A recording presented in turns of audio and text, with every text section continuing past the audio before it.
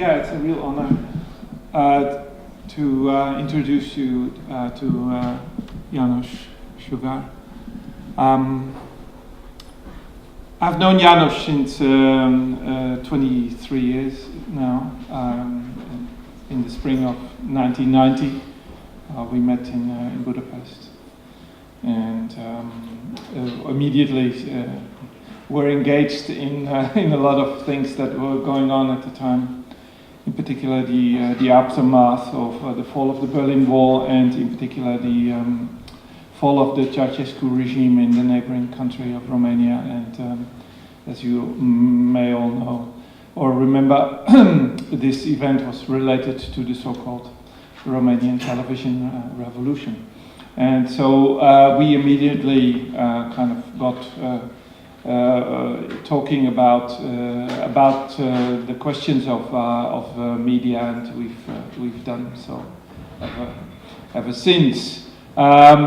János is a professor at the National Art Academy in Budapest, and is part of the intermedia department, which I think was founded in this very same year by his colleague Miklos Péternak. And this is a real, let's say, Central European intermedia department. Not precisely new media, not precisely digital media, but always very interested in such technologies. I think this also reflects very much on the work of János as an artist himself, which I have always related very much to this term of intermedia. It means that he is working in a whole range of different fields and disciplines. When I first got to know János, I knew, of course, that he was involved in video and in experimental film already earlier on in the 1980s. But first, I really got to know his, let's say, his more conceptual work as an installation artist, exhibiting in galleries, and somehow. Over the years, we've moved a little bit more to the maybe more virtual level of the media interventions, in which János is now a true expert, I would say, using very concrete artworks to intervene in political debates, in questions of ethnic tensions, of financial breakdowns, of nationalistic agendas. So there are a few works I think that for me really stand out, that are for me quite difficult to forget. One of them is, for instance, the typewriter of the illiterate, which is a beautiful work using very simple techniques, morphing techniques. And this work is dealing with the rise and rise of the Kalashnikov as a gun, as a tool of the people, let's say. How disturbing that may be. Of course, this was quite influential in the neighboring civil war in former Yugoslavia, but throughout the 90s, this kind of weapon, this democratization of ordinary weapons, of course, spread throughout Africa and, in fact, throughout the globe. A beautiful kind of small video piece, if I remember well, from 2002, which really, says something about how János works, because these were all images that he collected throughout the 1990s. He cut them out of the newspapers, and started to build up a large database of Kalashnikov images. More recently, of course, he is maybe known as a public art figure who is making use of graffiti and larger works, let's say, in the public space. And these interventions are always poetic, they're always controversial, and they've even brought him quite a lot of trouble in the court. So I really hope that we are going to see some of the, these latest works here, and we will be able to discuss, how they, on the one hand, reflect on the changes in society, the closing of the East European mind, if you like, the rise of nationalistic tendencies, in particular in Hungary, but certainly Hungary is only an example for this trend. So, János, please take the floor. Thank you very much.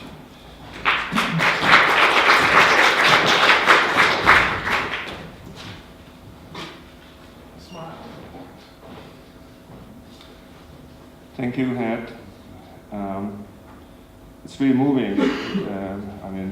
Having such an introduction by Hed in Amsterdam. So thank you again, and thank you for inviting me, and thank you for the organization of this conference, which was absolutely enjoyable, or which is still absolutely enjoyable. So thank you, Margaret. The title of my talk is, says situation-specific art. And it's a very well chosen title. It said everything. So maybe I don't have to say a word. I will. So site-specific was a keyword, or still is a keyword, but it loses its importance. But definitely it was a keyword after the 70s, throughout the 70s, 80s, 90s. And somehow the site-specific term was used in a way where visual art is leaving the white cube, leaving that special, neutral presentation space, which we all know very well. And this was a step in the series of steps which led away from the white cube. Those steps were using time-based media, time-based art, performance, all of those genres which wouldn't really fit in a classical, in a gallery museum-based art concept. But it was a natural development, evolution of the modernist modernist vision of art. And this process goes on, and we already left the white cube in many ways. And I think if we leave the white cube, which is a very safe environment, the environment of over-interpretation, which is absolutely important in the proper social usage of contemporary art, we go to the public space, and the public space, in some sense, it's absolutely the opposite of what the white cube could offer for an artist, for artistic perception, because the public space is full with contradictions. The white cube, the importance or the significance of white cube is that the actors of overinterpretation are living in the white cube, so it's a part of the white cube. And if we leave it, then those contradictions, those problems becoming stronger, more evident. And I would say the opposite way, that that's why we leave the white cube time to time to confront, because confrontations could be essential. Yes, those are essential. Okay, there is a huge variety of confrontations, so I'm thinking more on let's say spiritual, intellectual confrontations and not physical confrontations.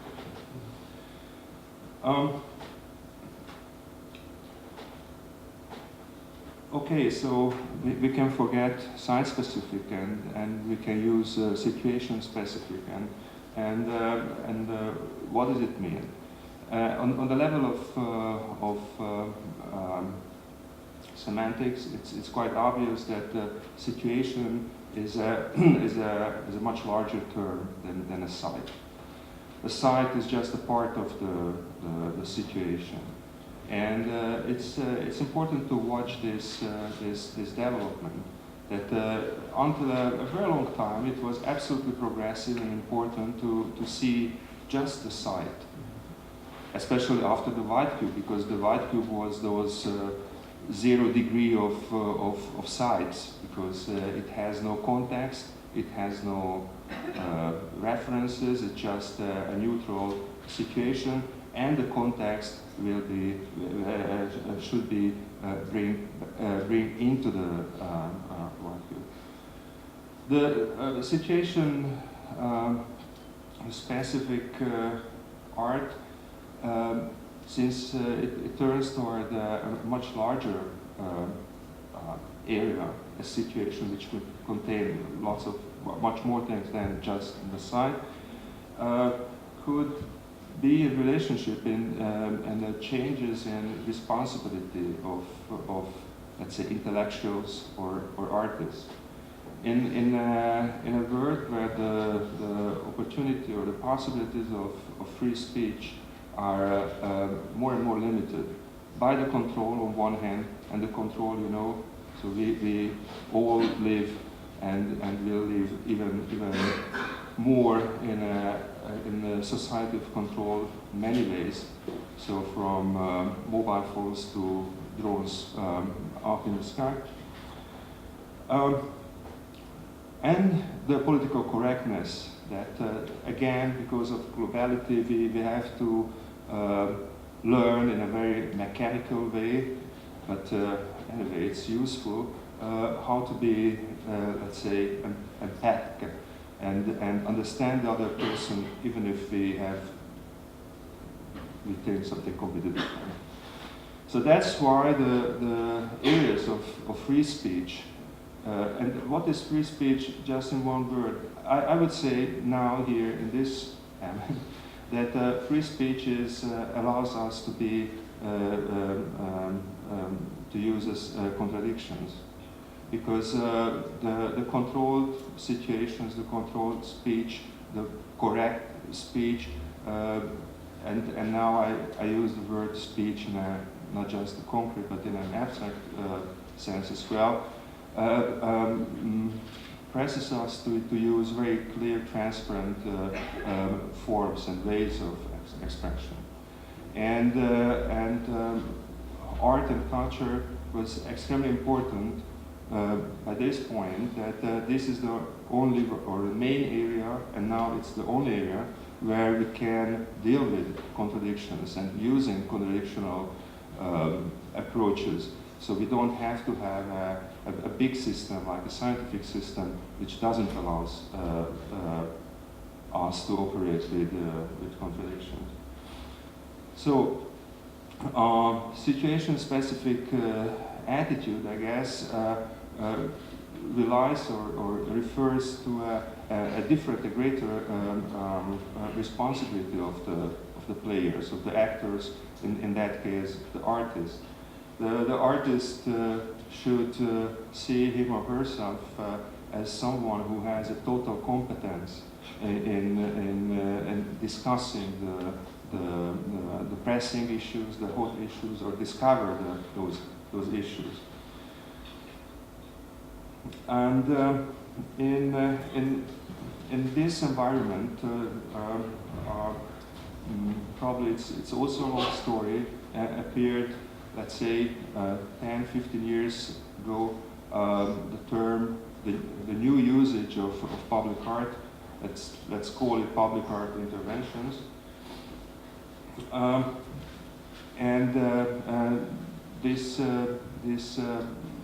This created a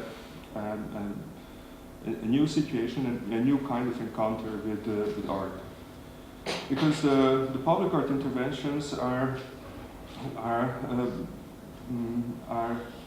actually temporary appearances, temporary situations, but they all are part of a much longer process, and the process is also very important. It's very simple, because in order to get all the permission to make a public intervention, it has to be start much earlier, and probably the consequences and the closing or finishing of this process leads much more farther. The other new characteristic of those kinds of interventions that they have a very special relationship to the context, because the context is the situation. But in the case of public art interventions, there are some contexts the artist could handle, and there are some contexts the artist cannot directly work with or handle. And I finished this talk very soon, and I will show you images, and I try to give you some illustrations of this evolution of contexts. How does it change? How does it reach areas which couldn't be reached by artists?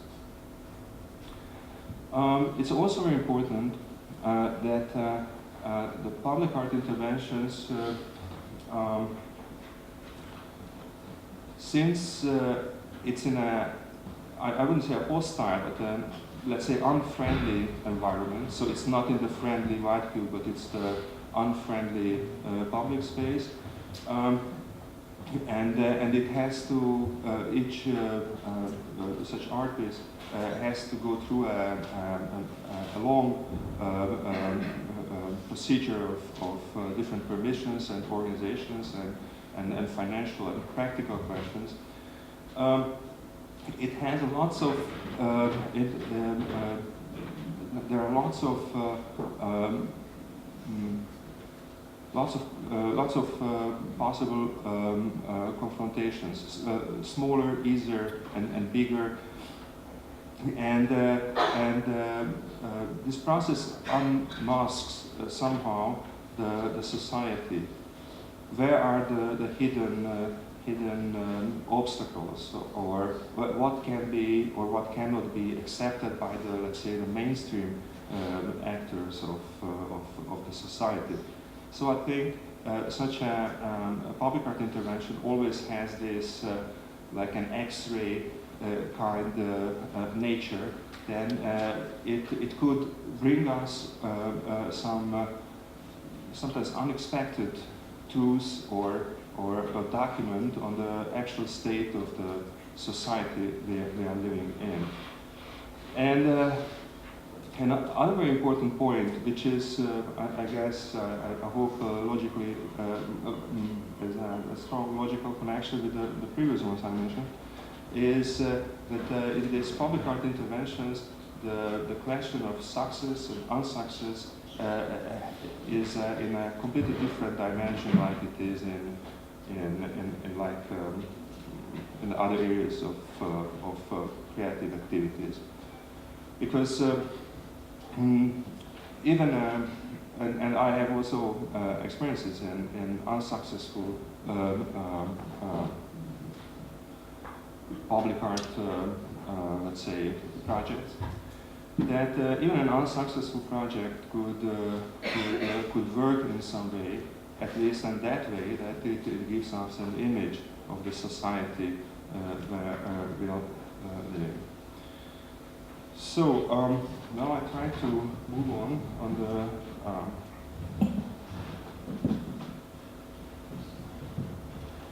demonstration.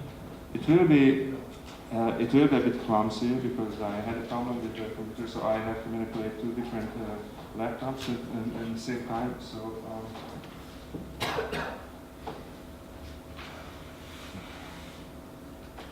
the main clumsiness is that because of this problem, I cannot choose the proper images, and this is a presentation which contains almost all of my public artworks. So, on one hand, please forgive me that we have to go through lots of images I'm not speaking about, and eventually, this gives you back the event nature of this talk. You are really feel free to stop me, and if you think that you see an extremely interesting image, stop me and I will explain.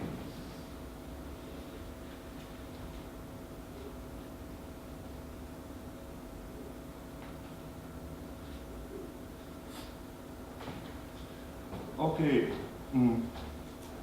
it's a project from '93, and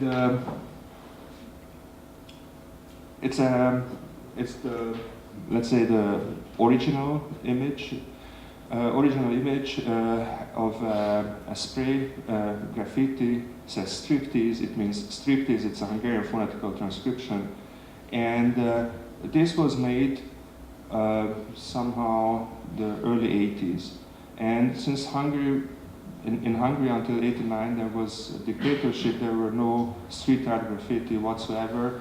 If something appeared on the walls, let's say the secret police came and took some images because it was highly dangerous. They saw it as a highly dangerous act because people can put just their opinions on the wall, so it was absolutely controlled. And this graffiti was very close where I lived at that time, and I passed by at least for 12 or 15 years every day. And the first time when in Hungary there was an initiative to make an exhibition in let's say social responsibility in contemporary art.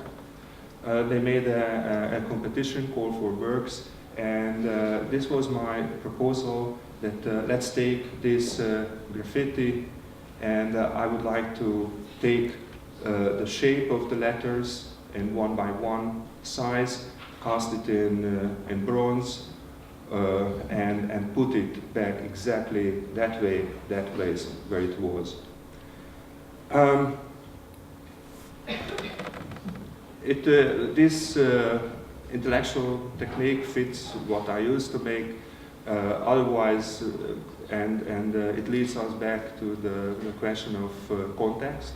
So it's a kind of context shifting the context in a very simple way. Anyway, the reason I'm mentioning it here, because in order to realize it, I needed, let's say, three essential things, or two permissions, and the permission of the city, the permission of the owner of the building, and the money I can realize it from. So the money was not a problem because the art institution who sponsored this whole program gave the money. The city, capital city of Hungary, Budapest, gave let's say, the highest permission. The cultural committee of the city said yes. And the owner of the building, which was the Hungarian Telecom, said no. And that happened, and it was in '93, and 30 years later, the Transit.hu, which is a foundation, art foundation, sponsored by the Erste Bank, Austria, and it's a very important foundation because it deals especially in that twilight zone of our knowledge with what happened in the unofficial art scene between, let's say, the 60s, 70s, 80s, which is not known for the mainstream Hungarian public, not even nowadays. So it's a very special situation, but it's a different issue. So anyway, 13 years later, I made another application. They accepted, and again, we had the money, and we got the permission of the owner of the building. Because the owner of the building, still the Hungarian Telecom, but the Hungarian Telecom was acquired by the German Telecom, Deutsche Telekom, and they understood immediately the importance of such a action. What would such an action mean for them? So lots of controversies, but it would fit perfectly into the let's say into the strategy of such a big company. So they promised to renovate the building, this section, and they were ready to make public statements. They gave an interview that, okay, it's a graffiti, it's a controversial thing, but they think that their position is that in order to communicate with younger people, it would be important. And I got the permission of the highest committee, which has to deal about all the public artworks in the city. And the whole project failed because a much lower level, the district, the cultural committee of the district, because you know a big city consists of little districts, and the district where it is had a meeting of the cultural committee, and they said no, because they don't want to promote graffiti. And with this, the whole story was closed down. So I'm mentioning it because I was very sad because I really wanted to do this piece. Here you see the big difference, the Photoshop rendering of how would it look like. Instead of bronze, I changed to aluminum. So it was really a pet project of me. So what I found interesting that the change, that the city in 91, it was obvious that they should have it, and they want to have it, and 30 years later the situation changes. The corporate side discovers that even with the controversy, even with is it art, is it not art, you know, those usual debates, it's worse for them to have it and support it. Here you see some images of the present state. Actually, the story goes a bit further, but I don't want to go now into the details. Let's speak about other things.